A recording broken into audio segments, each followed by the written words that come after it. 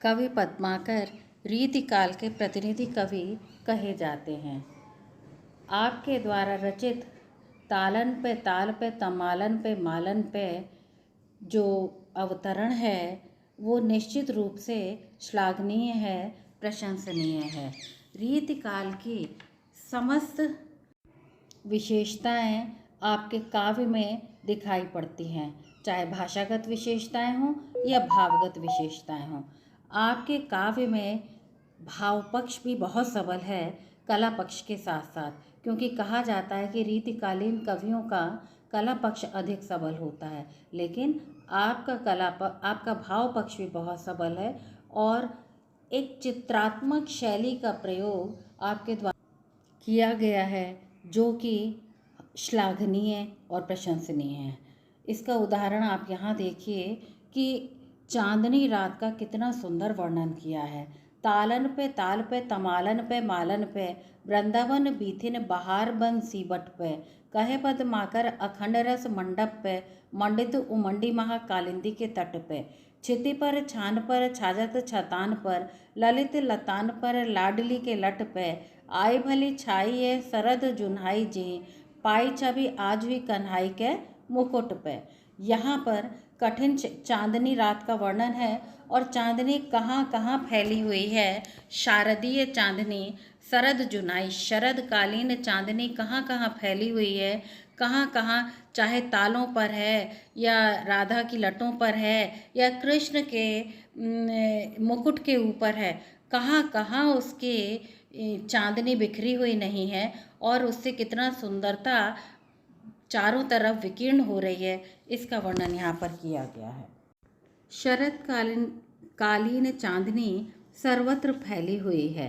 तालन पे, तालाबों पर, नदियों पर, तमालन पे, तमाल के वृक्षों पर और फूलों की मालाओं पर, वृंदावन बीथिन, वृंदावन की गलियों में और बहार वन सीबट पे और उस वट वृक्ष पर जहाँ कृष्ण बांसुरी बजाया करते थे।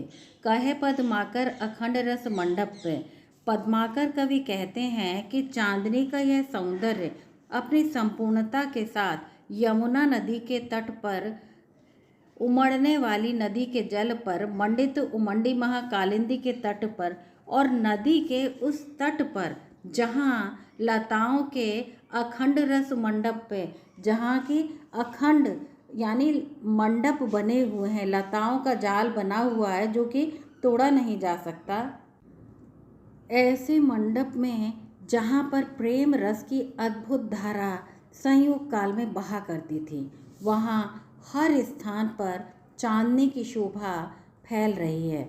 चांदनी की शोभा छिति पर, पृथ्वी पर, छान पर, घर की छतों पर, सुंदर वृक्ष की लताओं पर, छादत छतान पर, ललित लतान पर और श्री राधा जी के लाडली के लट पर और श्री राधा जी के बालों की लटों पर शोभायमान हो रही है।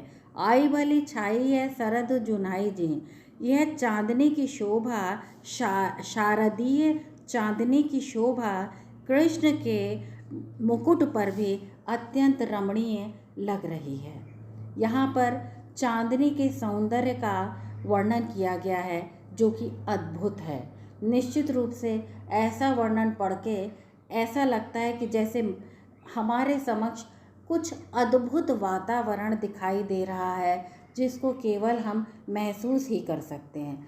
विशेष रूप में हम कह सकते हैं कि दरबारी कवि थे पद्माकर रीतिकाल की रीतिसिद्ध काव्यधारा के प्रतिनिधि कवि हैं। आपकी भाषा शुद्ध ब्रजभाषा है, सरस है। कला पक्ष की दृष्टि से आपका साहित्य उत्कृष्ट है।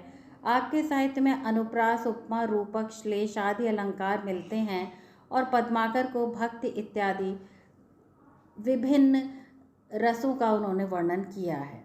पद्माकर की श्रृंगारिक रचनाएं अपने युगानुरूप हैं।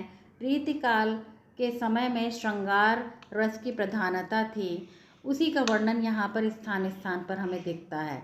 डॉक्टर भगीरथ मिश्र ने लिखा, इसे आप ज़रूर याद करें, कामदार छपे रेशम और मखमली वस्त्रों का पहनावा और विविध सुस्वादु व्यंजनों से युक्त भोजन इन अमीरों का साधारण रहन सहन। इसको आप अवश्य याद कर लीजिएगा। इसके पश्चात विशेष में कुछ अन्य कथन भी हैं जो कि दृष्टव्य हैं। आप आगे देख सकते हैं कि आचार्य शुक्ल के 3 कथन दिए हैं जो कि उनकी भाषा और शैली से संदर्भित हैं। आप इनमें से कोई भी तीनों को ही याद करके उनको अपने प्रश्नों के अंदर प्रयोग करके अच्छे अंक प्राप्त कर सकते हैं और विशेष रूप में भी कर सकते हैं। एक बहुत ही सुंदर इनका शुक्ल का कथन है, इसे ज़रूर याद करिएगा। रीतिकाल के प्रतिनिधि कवियों में पद्माकर को छोड़कर और किसी कवि में मतिराम किसी चलती भाषा और सरल व्यंजना नहीं मिलती है। आचार्य रामचंद्र शुक्ल। आपकी भाषा के संदर्भ में यहाँ पर कुछ विशेषताएं बताई गई हैं, आप उन्हें देख सकते हैं।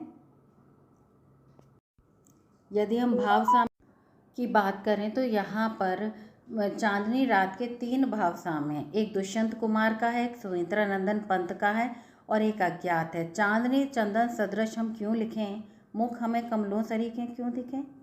और सुमित्रानंदन की नौका विहार कविता कौन नहीं जानता। चांदनी रात का प्रथम प्रहर हम चले नाव लेकर सत्वर, सिकता की सस्मित सीपी पर मोती की ज्योत्सना रही विचर। और इसी प्रकार दुष्यंत कुमार को भी हम याद रखेंगे।